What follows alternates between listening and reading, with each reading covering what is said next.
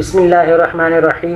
आज के टॉपिक में आपको बेसिक गैंट चार्ट के बारे में बताऊंगा और उसकी प्रॉपर्टीज़ वगैरह के बारे में भी हम देखेंगे। तो यहाँ मैंने कुछ रिकॉर्ड को मेंटेन किया हुआ है जिसमें हमारे पास नंबर ऑफ़ एम्प्लॉयज़ या नंबर ऑफ़ सेलमैन होंगे और उनकी जो सेल होगी वो यहाँ पर एरिया वाइज होगी। अब एरिया मैंने यहाँ पर नॉर्थ, साउथ, ईस्ट और वेस्ट, ये 4 एरिया मैंने इस तरीके से सिलेक्ट कर लिए और उन्हीं एरिया के अंदर हमने इस तरीके से रॉ वाइज जो है उनकी सेल लगा दी। यानी कि काशिफ की नॉर्थ में सेल इतनी है, साउथ में इतनी है, ईस्ट में इतनी है और वेस्ट में इतनी आ रही है।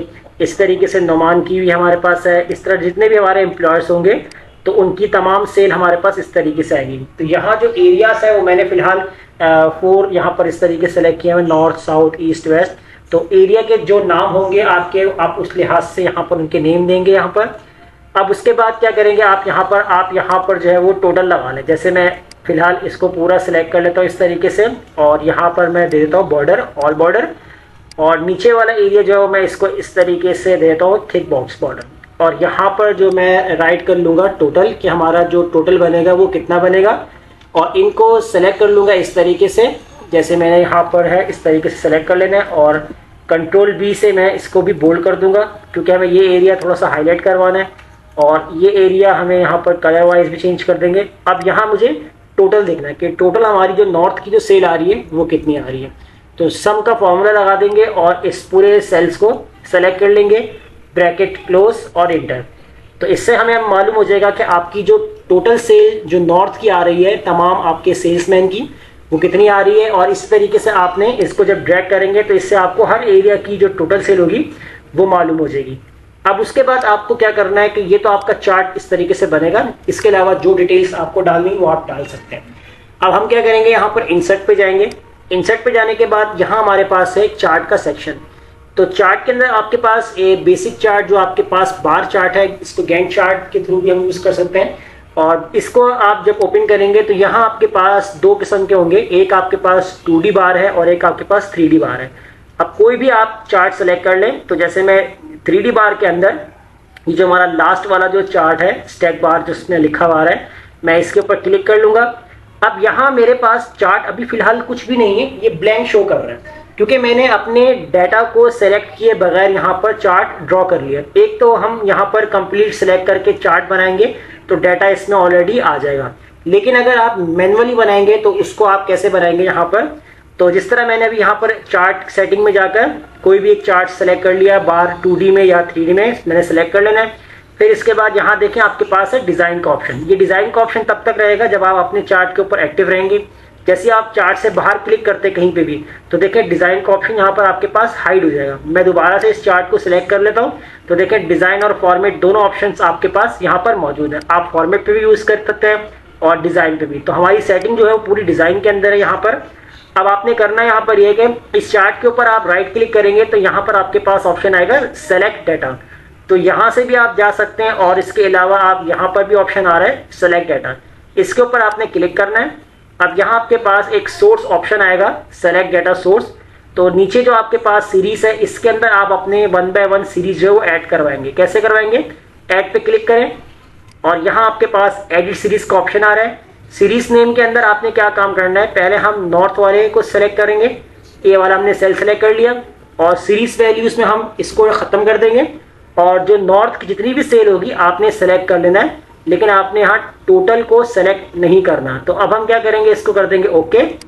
इसी के बाद आपने दोबारा से ऐड पे जाना है और यहाँ पर सीरीज नेम में अब आप यहाँ पर साउथ वाले सेल को सिलेक्ट करेंगे और यहाँ से आपने इसको डिलीट करना है और साउथ वाला पूरा कॉलम विदाउट टोटल आपने सेलेक्ट करना है और इसको ओके।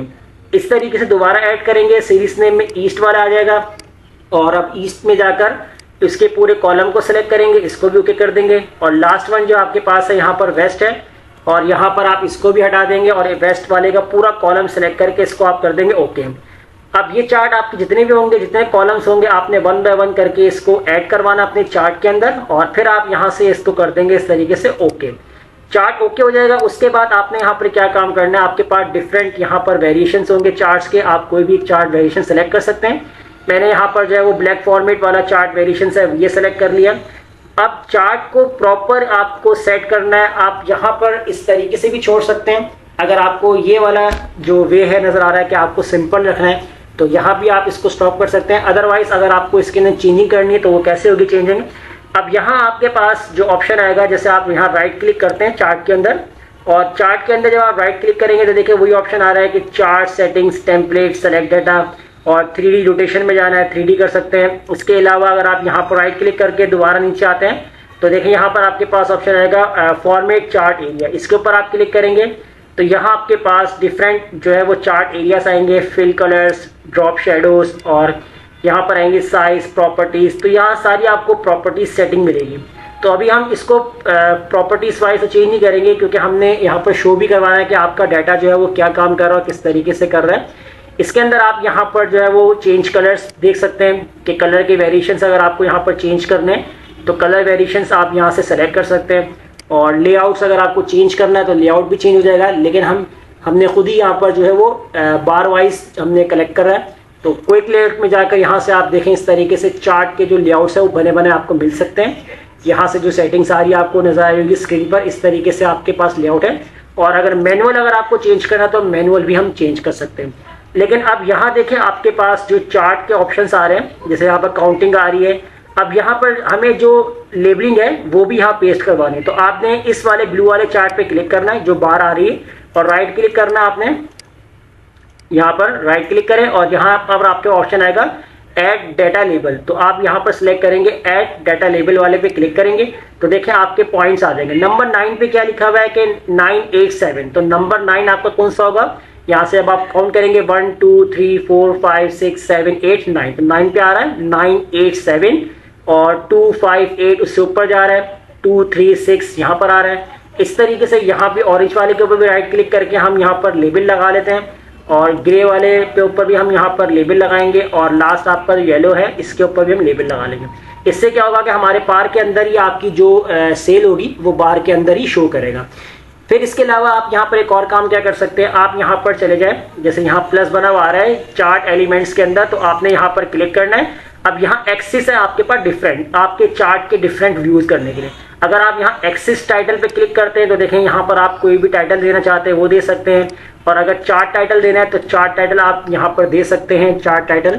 अब जैसे मैं यहाँ पर है वो चार्ट टाइटल देता हूँ कि बेसिक गैंट चार्ट, तो मैंने यहाँ पर नेम दे दिया। उसके बाद यहाँ पर मैं दोबारा से क्लिक करूँगा और लेबल वाइज हमारे पास खुद ही आ रहा है। यहाँ पर डाटा लेबल में आपने क्या काम करना है। अब देखें डाटा लेबल का क्या काम है, चले डाटा लेबल में आपको बताता हूँ मैं। पहले आप लीजेंड पे आ जाए तो लेके लीजेंड इस तरीके से आएंगे।